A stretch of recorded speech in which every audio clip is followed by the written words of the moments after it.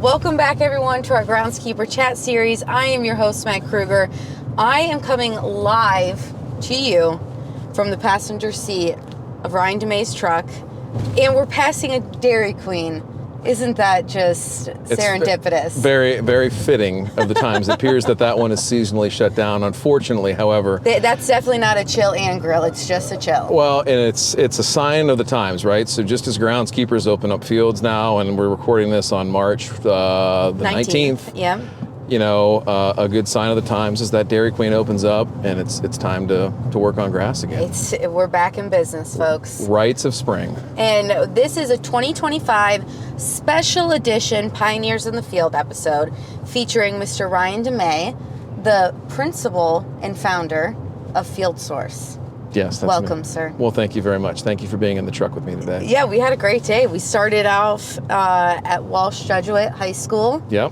And then I got to sit in the back row of one of your presentations at Davy Tree headquarters. And then we just finished the day at Warren JFK High School, yes. And what a day in the life is from your point of view. Your phone literally doesn't stop ringing. I don't know how long we'll get into this episode without an interruption. I've silenced it. It's okay. And we've had quite the landscape to drive through today as well. We did. For the folks that are familiar with Northeast Ohio, and if you're not, Meg and I can unequivocally say that we drove through the center of the world. And if you don't believe us, I'd ask you to pick up an atlas, yes, and or go onto Google or Apple Maps and search for Center of the World, Ohio. We drove right through it. So, again, I should have got a photo. We came back on the other side, too, which was great. That's where your headshot should have been, like your profile image for this piece. Oh, yeah. It should have been I think that was outside that sign. That was actually my MySpace profile picture, so. Nice. Yeah. What was your MySpace song? I don't even know. That was a little bit advanced for me when I got to that age. I was a little past the MySpace thing, but. MySpace was like my bread and butter. Like I was manipulating friends, like my top friends. I was changing my song every couple days. Like too much effort for me. It was everything. It was the building blocks of the career I have today. Branding 101. Yeah, that is true. That is that was your first effort in a personal branding. And so here we are, and we're talking about pioneers in the field, but yet I think this is a good podcast because really it's just a continuation of a conversation, and we've just pressed record. Yeah, we were gonna have to clean it up a little bit, but well, that's okay. That's what Chris will do in post. Okay, so what do we want to talk about? So you are one of our pioneers in the field this year. So we'll have 6 of these episodes that come out, and this will be like your 4th or 5th episode. And in the previous, it's always been about a particular topic, or a particular project, but this episode is all about the man, the myth, the legend, Ryan DeMay. I know, and it's what you guys all love so much. Your favorite thing to talk about yourself. So we have to start at the beginning, which is the turf origin story. How this really came on your radar as a potential career option. So I guess it's kind of long and circuitous, but I was a young man. I was mowing lawns in the neighborhood, and a family friend said, "Hey, another family friend has a golf course just outside of town. Come work there." I was 12, going on 13, and they were going to pay me the huge sum of money of $20 a day to go out, and the course was set up that it had 6 holes on one side, 6 holes on the other side, and 6 holes was over in the back. Okay. So I would do 6 holes one day and get paid $20 and weed eat all the trees. I wasn't allowed to take a golf cart. I had to walk and carry my gas can. And the back 6 were the real pain in the rear end because I had to get 2 cans of gas to get all the trees weeded. So I had to walk my butt back and walk my butt back in and do all that stuff. So I got that. I did that for a while. I was in golf for 16 years. And in the middle of that, I decided, somebody said, "Hey, you can go to college for this." So I did a college visit at Ohio State to look into it. I was about a month away from leaving. I was going to go to Ohio State for political science. I wanted to be a lawyer. Okay. That would have been, yes, in another lifetime, that's it's not hard to envision you in that. So, well, I don't know. We'll talk more about that. But so I did all that, and then my older brother was talking to me a lot that summer about, hey, like, do what you want. Kind of, he's a lot older than me. He's 11 years older than me. Okay. And so, he had been through that phase in his life and trying to figure out. And so I went in and I decided I was going to do turf. And he basically said, hey, if it doesn't work out, it doesn't work out. You can pivot, and there's, lawyers coming through all the time, whatever. Yeah. So I went to ATI, did that. I was in golf for 16 years. And, I decided I wanted to change and go into sports turf. So I did, and went and worked for the city of Columbus. And then along the way there, I, had an opportunity where it was people asked me for some help doing a project, and I decided to start a company, and it's just spiraled in control ever since. Yeah. And when we last talked about it, you were at like 7 or 8 employees, and today you told me it's now 10. Yeah. And yeah, in the hour drive out to Warren JFK, multiple of them called you and just talked you through what was, boots on the ground, what they were seeing in their day in the life. And that was really cool to experience that. And I asked you kind of where you were most in your element. Like, is it out on those site visits? Is it actually doing the work? Is it in a classroom setting? But I will tell you, like, from my point of view today of what I got to experience, you phrased it like on air, like where it's just like, no edits, like it's game time and you got to make a pitch or like dream build with these folks. And it was just so fascinating to see you in that,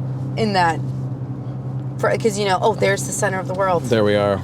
well, there we are. Right now, wait. All right, we're in the center of the world. Amazing. And we're going to come back out the other side. Braceville Township. As soon as we go past this Dollar General and this BP. Okay, no, but no, I'm glad you got to see that and experience it. And the whole like on-air sign and everything like that. So our Vice President, Matt, he says, listen, whether you know it or not, like it's not so much like smartest person in the room. And there's people that I know that, have known me long and know me not as long. And all of them say, man, you can come off as really cocky, like really cocky. And I say, but, and they're like, yeah, but like, you have the skills to back it up. And I appreciate that. And I take that seriously. Like, and I want to be the most prepared person. And I want to be the person that, maybe doesn't have all the answers, but is willing to, dive in, ask more questions, ask better questions to get the right answer and all that. So, I think so. Matt says, hey, you're kind of like the guy that always wants the ball at the end of the game. And, Jake, who's our COO, will say, yeah, but, you also want to live your life like you're dribbling the ball at the top of the key with 5 seconds left and you haven't started any type of action. Like, I love those analogies. You're just like, you're always like that. And I'm just, and he's saying it in a somewhat like, you gotta, keep moving here, run the offense. But, I don't know. I mean, we're talking a lot of analogies and theoretical stuff, but the part that I'm most comfortable with is not being, part that I'm most comfortable with, you don't have to edit that either, Chris. I'm thinking out loud. This is going to be the worst choppy podcast ever. It's being recorded. Never is. You always say that. You're always like... It's in a truck. There's a dust storm ahead. Like, there's just a lot going on. People are like, this guy's crazy. All right, so the part that I like the most is problem solving and having the opportunity and as many reps as I can get to solve problems. And when I don't get that, when I don't have that, that's where I feel like I'm not getting anything accomplished. And so, problems big and small, and it sounds really weird and masochistic, but we talked about it with, Steve on our last podcast about the dream job quitters and all that, is that we're problem-solving junkies. And at the end of the day, the type of problems I like to solve are turf-related, or the people that have to make the decisions to make turf-related things happen. And so that's where I feel most in my element. In your element. And you talked a little bit about like your brother helping shape your view that this could potentially be an option for you. But who were some of those mentors, like once you were in the industry along your way, that really like played a pivotal role in where you think you are today? I don't know if I could pinpoint one person. I would just say that I have met the right person, like professionally. I have met the right person for the moment every step that I've made. Like, and I don't know if it's good fortune. I don't know if it's seeking out the right people without knowing it. I couldn't tell you what to attribute it to, but like literally at every point that I needed development in some area, some way, shape, or form, you know, my boss and or the people that were lurking alongside me were like, man, like this is exactly who you need to either push harder, learn more, ask deeper questions, grow in areas, push you, kick you while you're down, and make you realize like, hey, you're down here for a reason, right? Yeah. And just, I don't know, I'm just very fortunate that every stop I can look back, and I'm super grateful. I think that I don't know that I could point to one person. I could sit there and tell you lessons that I learned, you know, from those people and experiences that I remember that, you know, still shape. Okay, I'll tell a really dumb story, and it's going to make me look awful, but that's fine. So, I worked on the family golf course for like 5 years, I think. I was 19, and I was doing an internship at a course in Pennsylvania, and just across the state line from where I grew up in Northeast Ohio. And I go in there, and it's early on in my time there. And so I'd worked at this, like, you know, kind of, I wouldn't call it a goat ranch, but not the nicest golf course. And then I'm going up, and this is a country club. Like, this is a real deal. And Did they let you drive a golf cart I was actually allowed to operate a vehicle, you know. And so I'm out there raking bunkers on a par 3, and I have a machine, like a 3-wheeler, kind of like what we use for dragging infields, right, on baseball fields, if you can imagine that. And I park it, I go rake the bunker, I come back, and it's not there. And I'm like, it had rolled into the pond right next to it. No. Rolled, and so I thought, oh shit, like this is bad. This is really bad. So I called my boss on the radio. The guy had been there a really long time. And I didn't know what to expect. I thought, oh man, am I going to get fired? So, you know, like, you know, it's that whole, like, the 3 minutes it takes him to get there. And I didn't tell him exactly what happened. I said, I have a problem, and I need you out here. So he comes out there, and I tell him what happened, and he looks at me, and he said, I didn't tell you. And I said, what? And he was like, I didn't tell you that this parking brake, like, there is a specific way you have to set it so that it actually locks in place, and this and that. And at no point did he yell, scream, threaten. Maybe he was upset, but the thing that he did do was he, you know, I didn't realize at the time, I'm 19 years old, but he looked inward and said, listen, I did not put you in the position to be successful.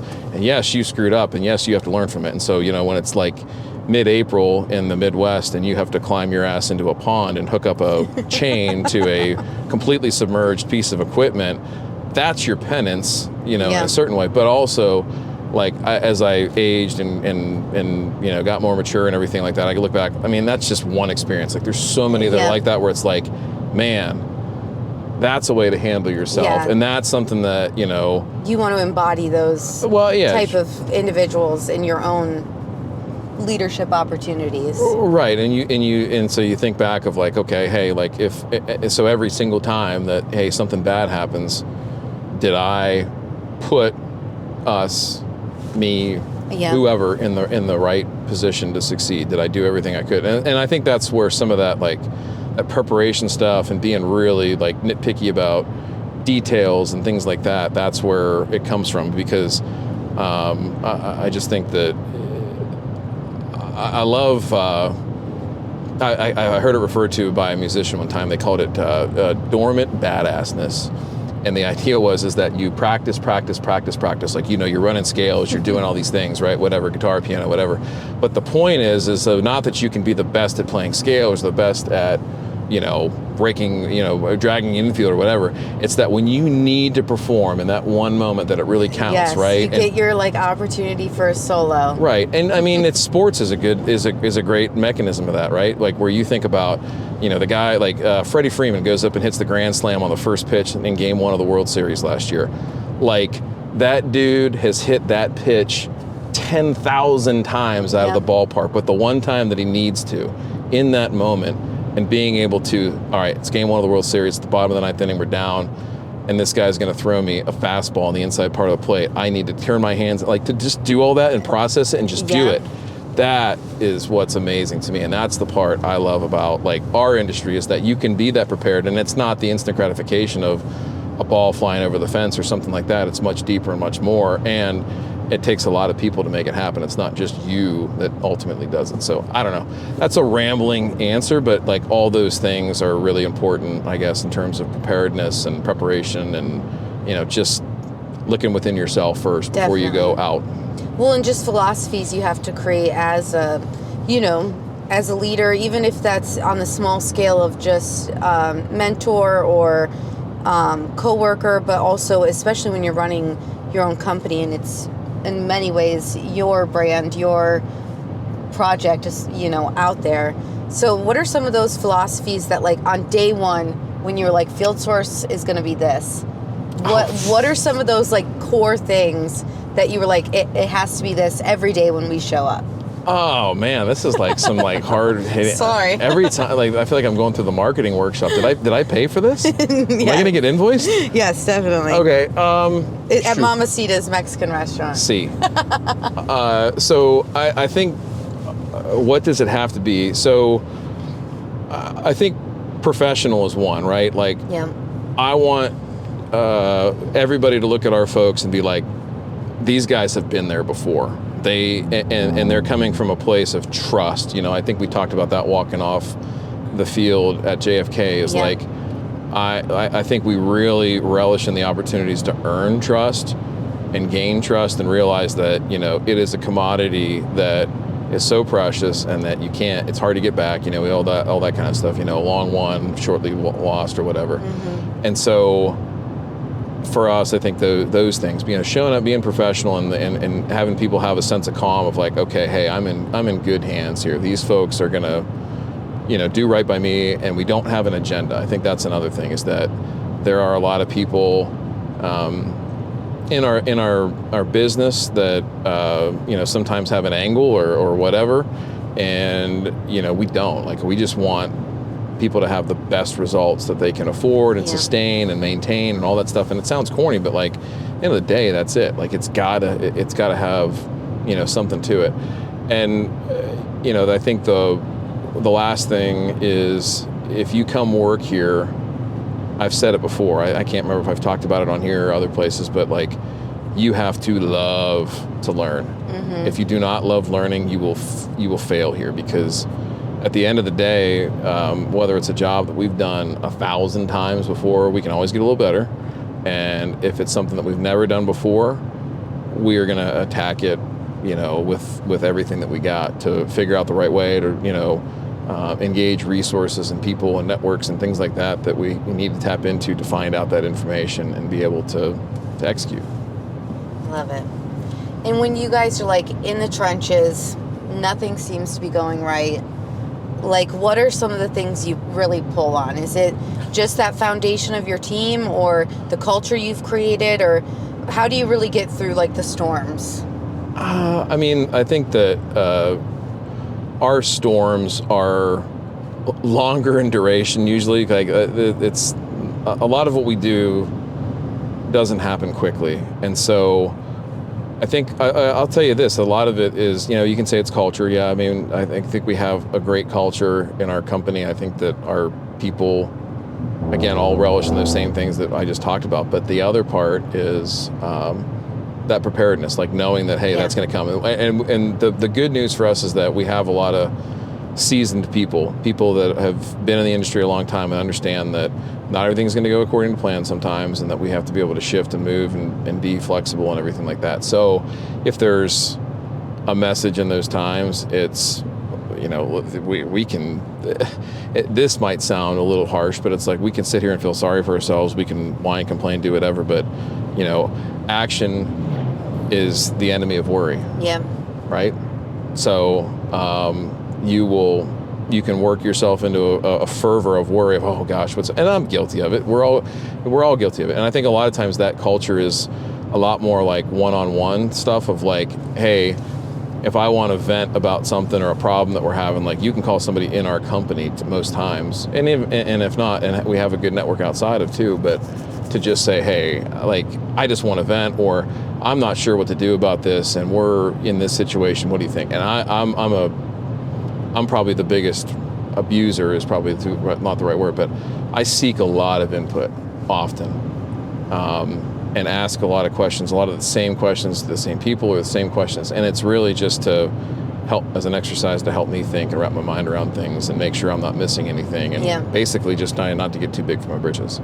Well, I liked how you phrased it a couple times today. It's like, you're always on a movie set. It's just a different cast of characters. Oh yeah. Like that's the thing. Like we talked about that in Dream Job Quitters. I think I said that is like everybody is like, oh, my problems are so unique to me and nobody else is dealing with this, and how could what could we possibly do to make this work or whatever? And it's like, well, it's fine. Like we'll be okay. Yeah. So I think the one thing though with our people and like what Field Source is and all that stuff, I don't think too much about it. I think we just go, I don't know, it sounds all corny and everything like that. You're right, it is really difficult to talk about this stuff.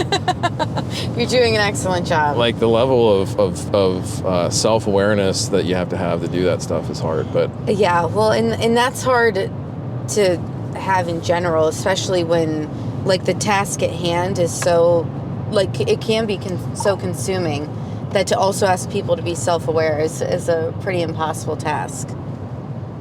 I think we're 22 minutes in, and I will just for the record, it's like 4 text messages so far and 2 phone calls. Like I don't know. I cannot believe that. Like the constant corresponding that you're having to do.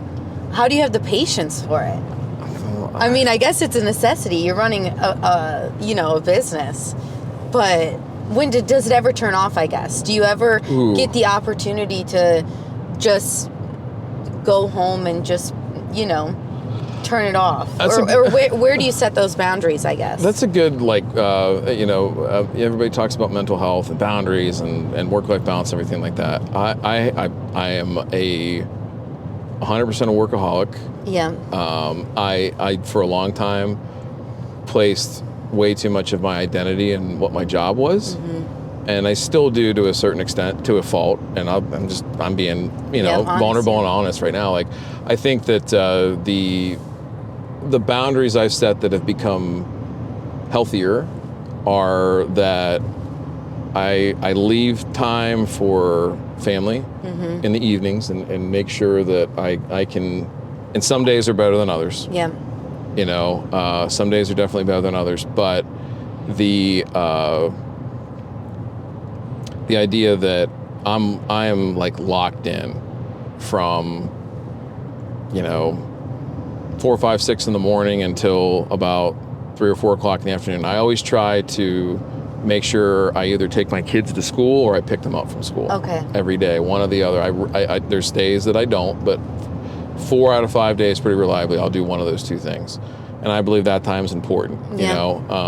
I can remember being, growing up and how important that time was for me to not worry that about going to school, because there's parts about going to school that are just terrible, and conversely coming home from school and being excited and knowing what kind of work I had to do or homework or housework or whatever. So I think that's important, but I really try to lock in until it's family time, and then after that go back and do depending on the day, anywhere from another hour to 4 hours of work, and then go to bed and pick it up and go. And start all over again. But the one thing that I've done a lot better job is like weekends and stuff like that. Like Friday night through the weekend for the most part now, like I really try to compartmentalize and just say, okay, hey, no work. The most I'll do, I might, if there's a specific task that I know I need done that's time sensitive, that'll take worry or dread or doubt or whatever off my plate, so it's ready for Monday or something like that, I'll do it. Or the other thing I like to do is, hop in the car, and if we need to go look at, hey, we just put sod down, let's check moisture, let's do this, or I haven't seen this project in weeks because other folks in the company are working on it or running it or whatever, and I just want to get eyeballs on it. I'll go out and look at some of those, take a 2 or 3 hour drive and, hop in my little green Corvette and go. And yeah, that's my only vice. That's my ode to midlife crisis, right? I bought it for 2 reasons. One, because the color is called fairway green, which I'm very partial to, and it's a beautiful color. And 2, it fully memorializes my midlife crisis. I love it. And I can lean into the white middle-aged dude stereotype. Like, that's fine. Well, yeah, a car is much better than like an affair. So we applaud it. Yeah, I mean, you have affairs are expensive, and I would say even more so than a Corvette. Yeah. I think the other part there is, I don't have a lot outside of that I like call a hobby or anything like that. So, which is a problem. I think that's one thing I've recognized is having other outlets and things like that. So that'll be the next frontier. Well, I've got a long list that I can lend to you. I'm big on reading, sourdough, pickleball. I'm really into hobbies. I've seen the pickleball, and the pickleball is always kind of like this. I think I would like that. Yeah, you would. It's really fun, and it's very like what's the word? I'm like the entry point is like very simple. It's not a ton of rules. It's not. You don't have to be like. We picked up pickleball after like not working out for like 3 years through having all of our kids and everything. I thought that's what you were going to say to me is like, hey, you're kind of an unathletic schlub, and I think you'd be okay at this. Stop. Well, I loved that you opened up your session with like a self-deprecating joke earlier today. That's an easy one. I was like, that just it just puts that nice vibe in the room, and I love being self-deprecating. Like that's my. It's a great defense mechanism. Yeah, well, that, and I also just think, like, it takes, if somebody's feeling, like, pressure in any way, like, you just take that and you put it on yourself, and they instantly feel more comfortable. I do, I don't know, I just like making people laugh. Like, I think of stuff like, in terms of, like, presenting, we were talking about this earlier off air, but, the preparation, everything like that, I am, enamored with how like stand-ups prepare and write, like some of their methods, and everybody has a different way of doing it, but like I think that is as sharp as you need to be to land some of that stuff. And like different, like if you look at like sketch comedy like SNL or something like that, or Second City versus like a stand-up, now this is going to be a real deal. We're going to get a fire engine going by. Yes, this is the proof that you're not being pulled over. No, and this isn't facetious. We are really on a truck, and we are really moving. No, but like that whole idea that I think that's a good way of looking at things in terms of the preparation. What's some good stand-ups you've seen recently? Oh, like I just watched one this weekend that I loved.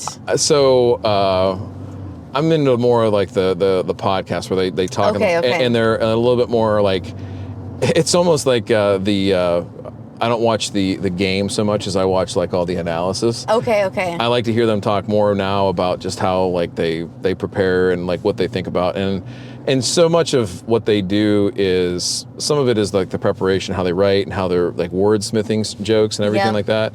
But the other part that's really cool is just in terms of the courage, right, to stand in there and tell a joke that's whether it's blue, it's off color, or whatever, but like, something that's a touchy subject. And I think that I like that because in these conversations, about work, with people that don't understand what we do, like you're testing an audience, right? Yeah. You're always testing an audience, and you got to find out what hits, what misses, what bombs, and you write more of what does well, and you write less of what bombs. And like that whole instant feedback method of, write, tell, reaction, iterate, right? Iterate, and just keep going like that. That to me, and it's not like, oh, hey, sales pitch or something like that. It's just, hey, this is what resonates with people and gets people to think about what we do in a way that makes sense to them, because I see it all the time, and I'm still guilty of it sometimes. You get to going and people are like, what? Like, what did you just say? Like, I don't understand anything you just told me. Yeah. And that part of like, okay, I need to say what I want to say, but I need to say it in a different way. So it's almost like that type of... Yeah, speaking their language. Like, because, yeah, we were like, with the first school, it was like, they don't, this organization, we've been winning without... Yeah, on poorly constructed and poorly, built fields. Yep. So taking that winning argument isn't going to land with it. So it's like, what is that thing that is really going to be like, oh, this, Yeah, I mean, it's this resonates with me. Yeah, I mean, it's like it's no different than if you're a comic. Like, hey, the dick jokes aren't landing, so I got to tell a poop joke. Yeah. I mean, it's like I don't want to be that reductive, but. That's, okay, hey, this argument isn't winning, or this way of telling it isn't working, so we need to, pivot and go a different direction. So anyway. I love it. Hey, it's... Well, here, I'll plug Andrew Schultz's latest special on Netflix was really good. She's totally getting paid for this right now. I'm not, but I made my husband watch it with me, and we were both, like, cracking up. And it was like him and his wife's entire like journey to conceive. And like that's a very sensitive topic, and where he like found humor in it and was able to like share that, it was really well done. No, and I think that's a great way. Like humor can be such a incisive tool into people of how they're thinking and what they're even feeling in that moment, right? Yeah. And so, I mean, I was at a client meeting yesterday, 6-hour meeting. Oh my gosh. With a new client. Well, no, it was good. Thank goodness I didn't come along for that one. No, there was a lot. It was deep and heavy stuff. It was good stuff though. But like in all those moments, like I don't mind working jokes in, and it's not to like, okay, hey, cheap laughs. It's to keep people in a receptive state. Yeah. Right? To communicate, because you recognize patterns of speech, body language, like the rhythm of a conversation. And you can kind of tell when the rhythm's falling flat. It's like listening to, I keep going back to music analogies, but it's like listening to music with no groove, right? Yeah. You're like, oh, okay, like this is music, but there's nothing I can feel. And it's the same thing with the conversation about what we do and how we do it, because at the end of the day, like if you don't connect with people, like hey, nothing's going to happen. Yeah. Nothing's going to happen. What are some of your like softball, to connect with people, like easy ways to connect with people? I think you come into a room of like complete strangers and have to, get them to see your point of view, or have them, be willing to share their point of view with you. Tell me why we're here. Yeah. And that's a good wall breaker to see how open and honest they're going to be right out of the get-go. But I think, the danger in most cases is going in there and talking at them instead of talking to them. I see that happen a lot. Yep. And I also see where a lot of times people will, and I'm speaking in our terms, right? Like people will underestimate, undervalue, or misconstrue their problems and their solution set for those problems. So sometimes, they'll say, well, hey, the problem is definitely, drainage. And this is being like, I'm totally making this up, but our problem is definitely drainage. Well, okay, well, why do you think that? Well, because the field's always wet, every single time I go out there. And okay, well, like, let's walk through that a little bit more.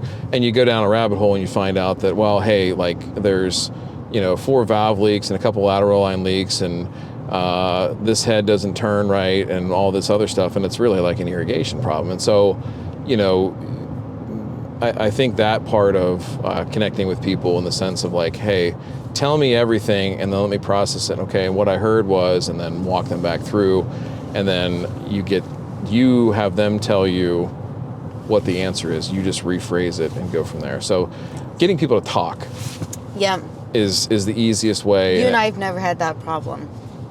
No, but like everybody's always like, and I can dominate a conversation, and I catch myself times like just talking too much. Yeah. But I'm also a person that I don't have a ton of like internal dialogue, like of, well, what should I do? And it's more of like, I've got to verbalize I it. really relate to that. I really have to verbalize it, and I need like a sparring partner, like in Yes. boxing almost, Yes. right? Like, and so to that end, it's, you can sit there and I wish people could have seen what we just experienced. it is the most quintessential trip through rural-ish Northeast Ohio that you'll ever get. Both Meg and I are from Northeast Ohio. So. Yeah, so it was kind of memory lane. In a sense for me, I was like, oh, I know, had memories here, had memories there. Yeah, and we weren't too far from where I grew up too, so it was kind of good to see all that. But It is cool. you have to level with people, and I think be honest in those situations too. I think a lot of times asking the follow-up is a big one of mine. Is like, it's just this, it's always been messed up this way. And 9 times out of 10, most people would just be like, oh man, it's messed up. Yeah. That's weird. And I'll be like, well, tell me more about that, or give me an example of that, or, when was the time when it was most messed up, and when was it the best? Give me a compare contrast. And that just gets people going. Yeah. And I think, we're always in information gathering mode no matter what, because the more information we have, the better decisions we can make, the better solutions we can offer, so on and so forth. So I just think that it's, people are too busy to have a conversation. And gosh, there's so many times where I've, hey, I'm supposed to be here at 2:00. Well, I got there at 2:30 because the last meeting I was at, we just kept talking. Yeah. And I don't want to necessarily be the one to walk away from something where, there's good ideas being shared, or there's information that, we want to have so we can help them make good decisions, all that stuff.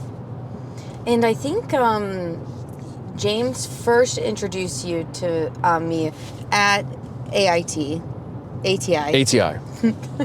In Worcester. Yes. And we were out with a class. You were talking about putting your fields to bed. Maybe it was the fall time. Mm-hmm.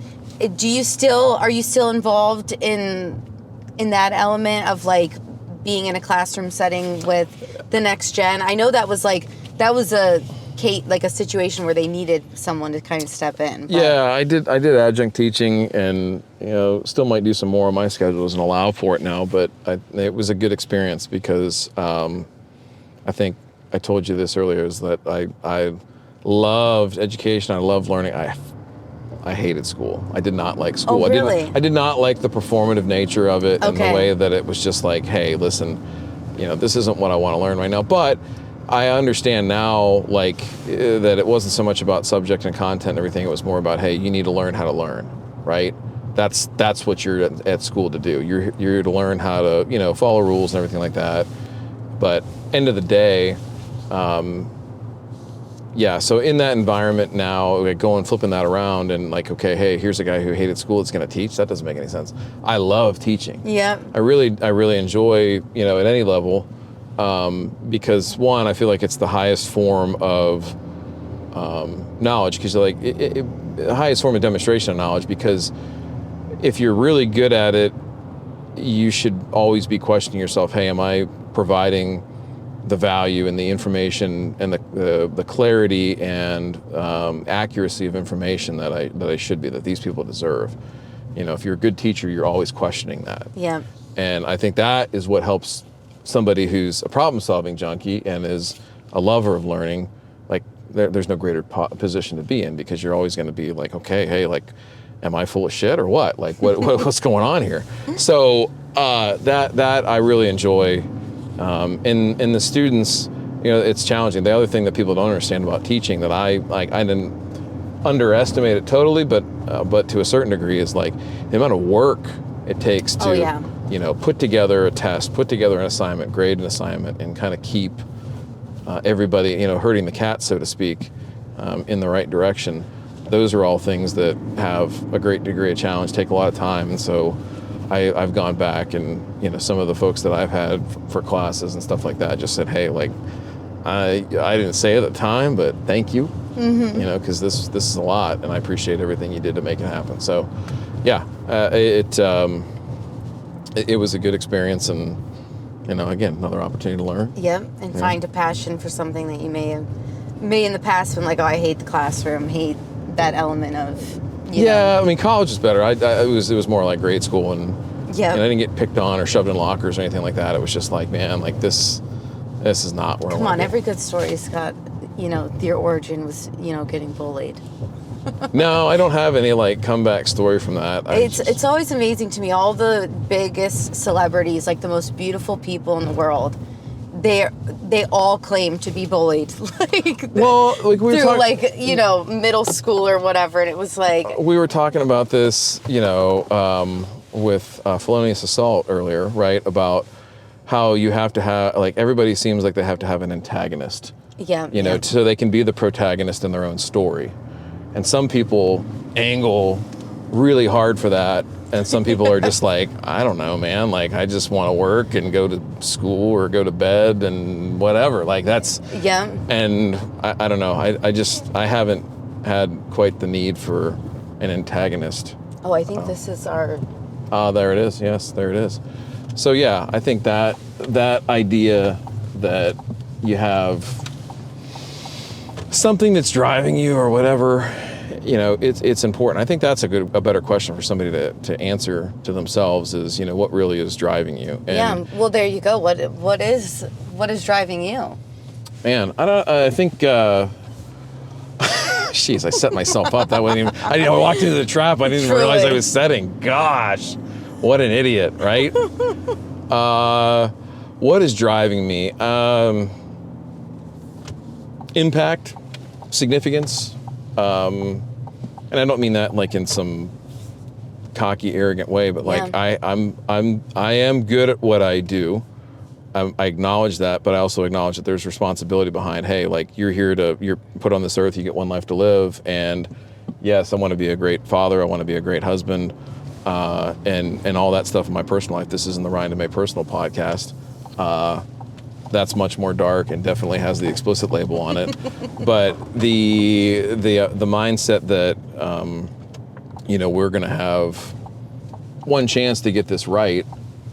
I'm going to go hard in the paint, and I got 5 fouls to give. Yeah. So that's what drives me is I can work hard, I can play hard, and I got 5 fouls to give. I love it.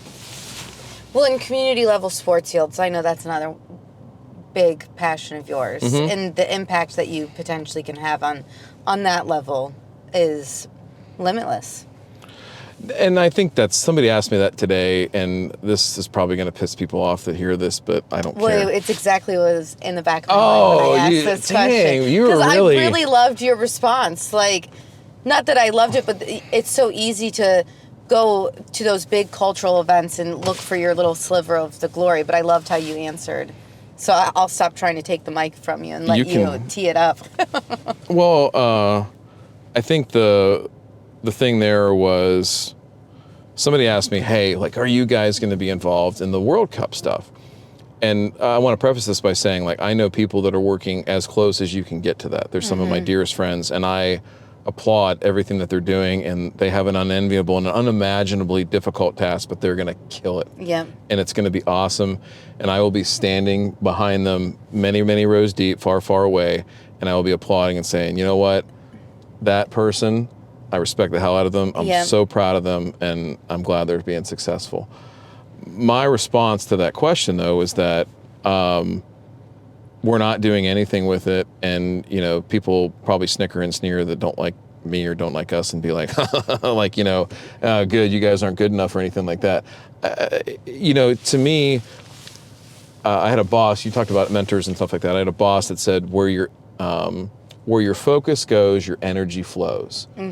And my focus has always been on the community sports fields, high schools, parks and rec, stuff like that. Because if you think about impact and significance, right? Like, how many athletes are going to play on the World Cup fields? And again, I'm not discounting and saying that this is not to conflate or create false equivalence or anything like that, right?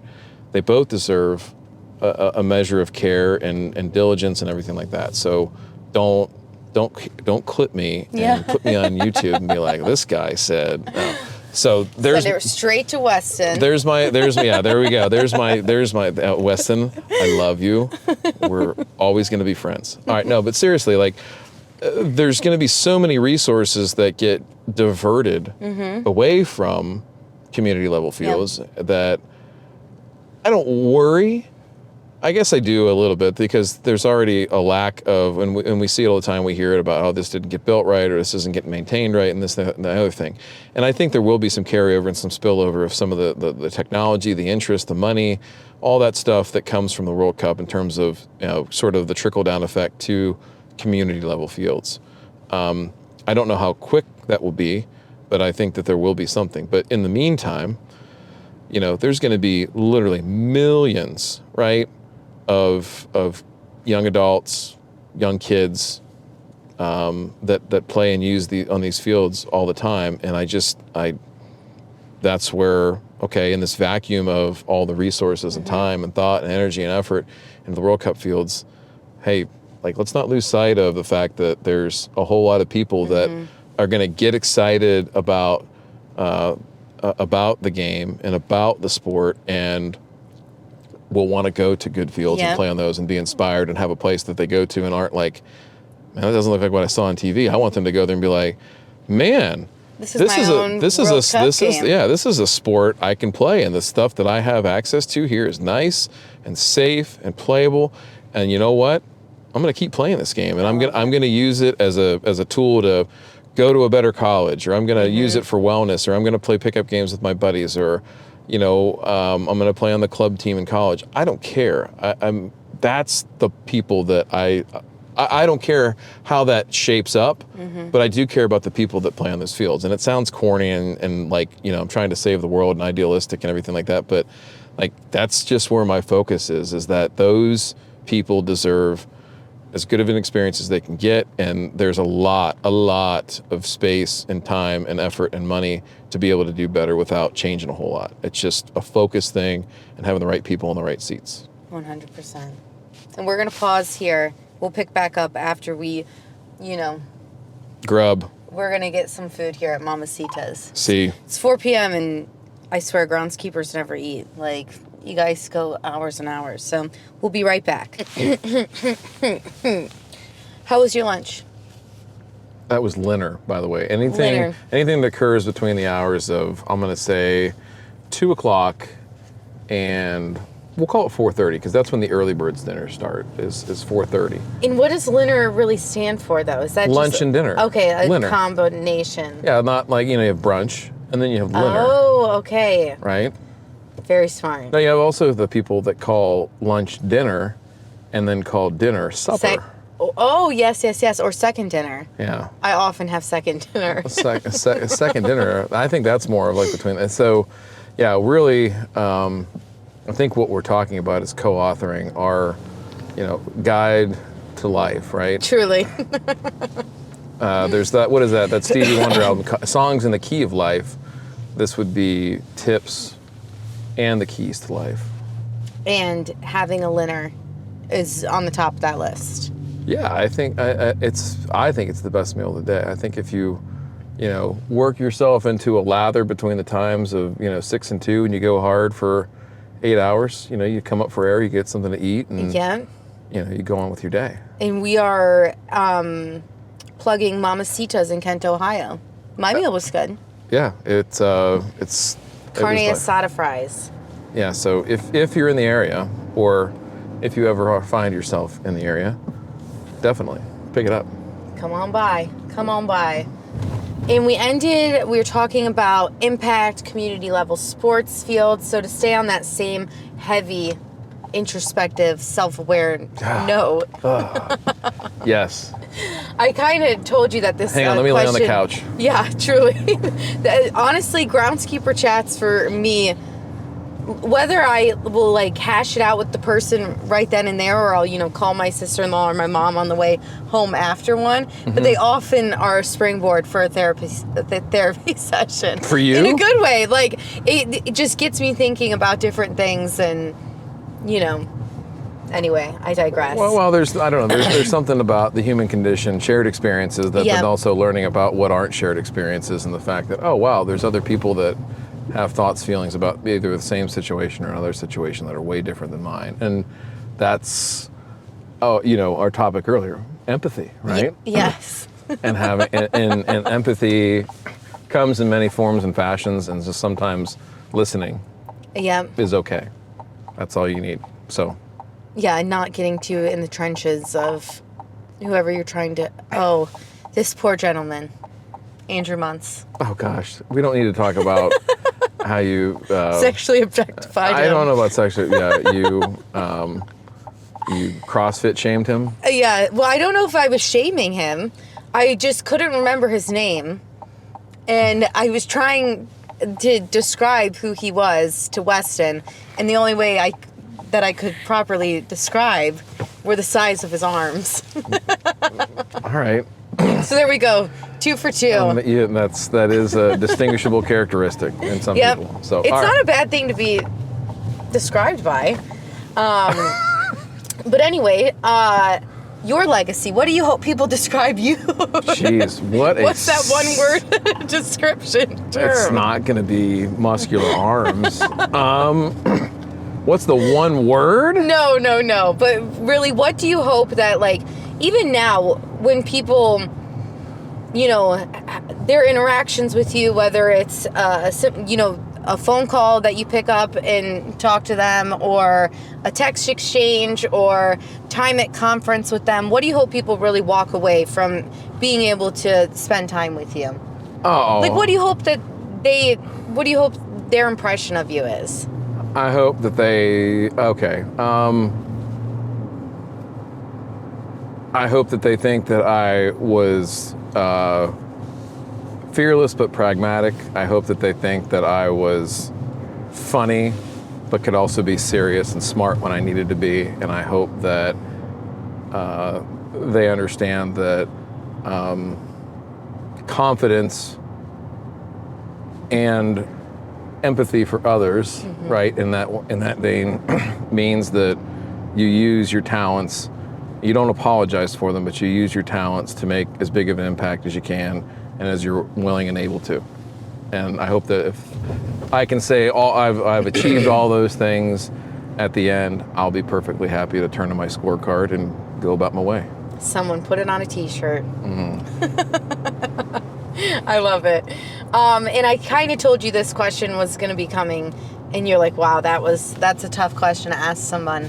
But really, what do you hope your legacy, whether it's in this industry or with your children, with your work, what do you really hope that is? If you were to look back at this profile piece 10 years from now, what do you hope people get from this? Oh, man. What I hope people get from this? What do you hope they understand about you? Oh, all the things I just said, that, Yeah. Hey, I'm a silly son of a bitch, but man, I can turn it on when I need to and be serious and dig in and dig deep. And I feel like that at home too. I feel like, hey, I want to be able to laugh and joke, but there's a time that you got to be strict and firm and follow up and all those kinds of things. And so,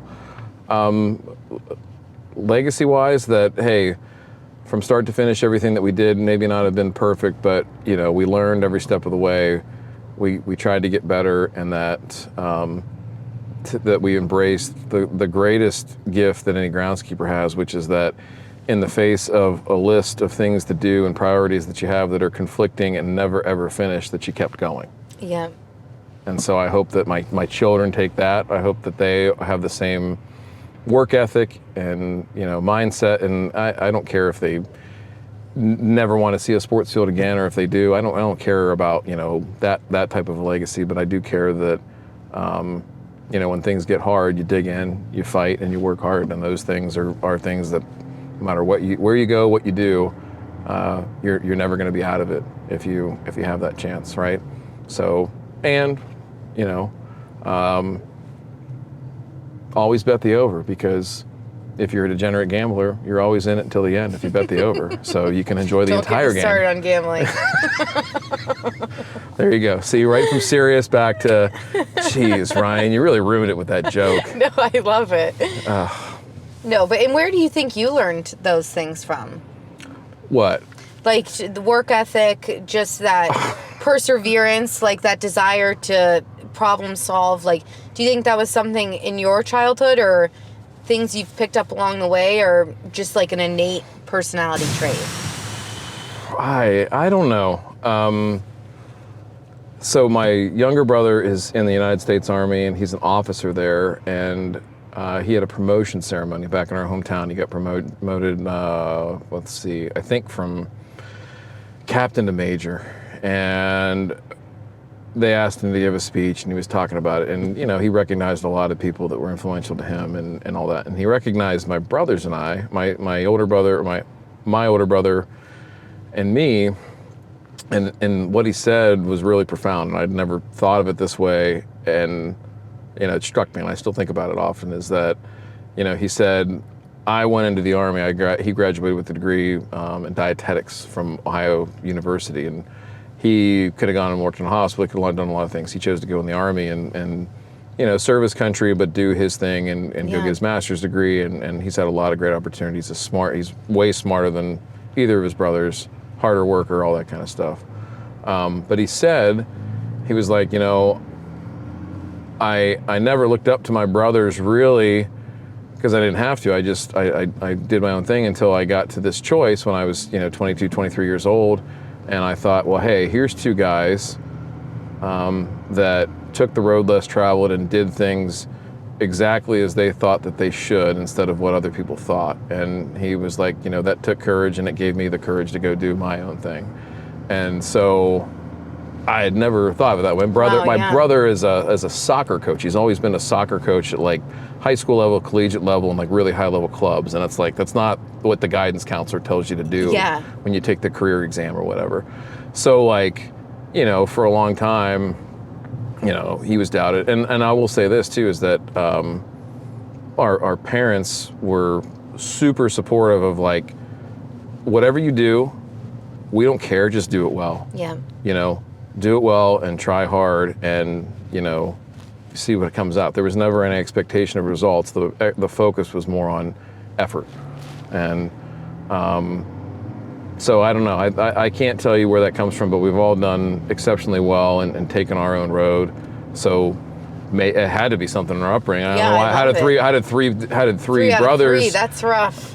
All That's end tough up to accomplish. Being dudes that just go out there and grind their midsection into the ground, not in a overtly sexual way, but in a productive manner. And how that happens and how you get people that are just focused on work and putting the time in and everything like that, I don't know. But very cool. Yeah. I wonder if my parents could say the same about their four.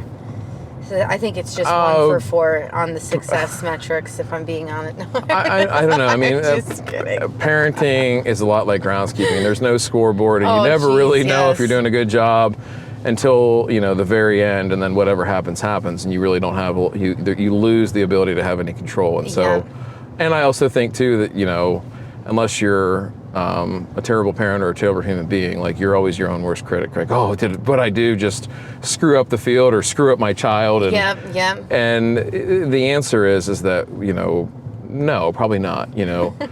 Grass, like Speak children, for yourself, no. is very resilient. Hey, listen, I don't know what goes on in the Kruger household, but I'm not here to judge either, right? Nothing we can't take the kids to Dairy Queen and fix it. So. Truly.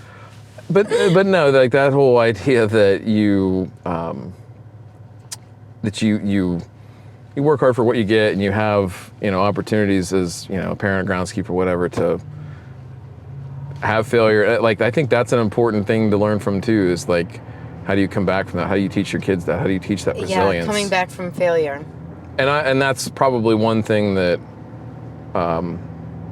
I hear. I don't know. That's a good question of like some of the, I know some great groundskeepers that are just like, that dread failure. And they're in roles that they really can't like fail in a huge way. But that's no way to live either, like to be constantly in fear. So, yeah. Truly. All right. And then last question for you. What are the things you enjoy doing outside of the job? Like what kind of music are you listening to? What kind of shows are you watching? And granted, I know groundskeepers don't have a lot of time for that, but you certainly have some travel time. So what's like, if you don't have anyone blowing up your phone, what is the music you're listening to or the podcast that you want to listen to? What are those like interests that you have away from the work? Oh boy. Jeez. And I know you already outed yourself that you don't have hobbies. So. I'm an incredibly boring person. No, I would say I have interests, not hobbies, right? So like, in learning more about, I'm a big fan of, here's the best way to put it. I like consuming, content, whether it's, new stuff like, YouTube or whatever. And I don't mean like I'm watching people like stream their gaming channel or something like that, but something informative or whatever, or artistic in nature, or, older music or older books, things like that. And I'd like to read those things or watch those things or listen to those things and then go find out where was this person in their life and time when they wrote this. Like, okay, very cool. And I heard this thing recently. So, Only Have Eyes for You, the song by the Flamingos. Okay. So I was listening to a channel here on the radio, and the announcer comes on and he says, "Listen, I want you to close your eyes and picture that you're driving a car, like a 50s, big car. And I want you to think that everything that you knew about music from that point in the 50s forward didn't exist. Yeah. And you're hearing this song for the first time. Yeah.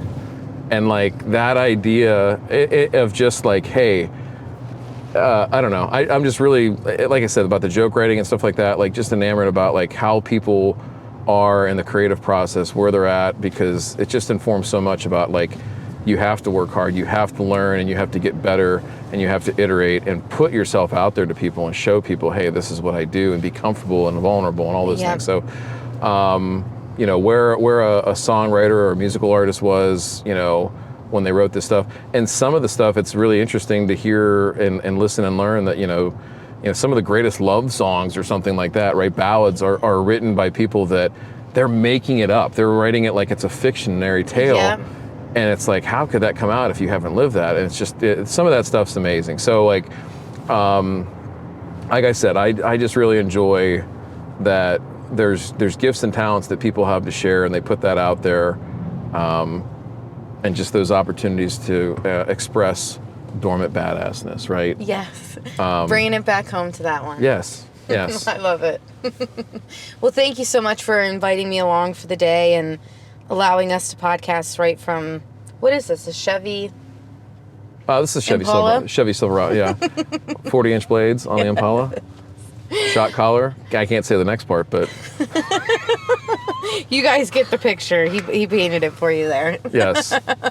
Well, thank you, friend. All right, have a great one.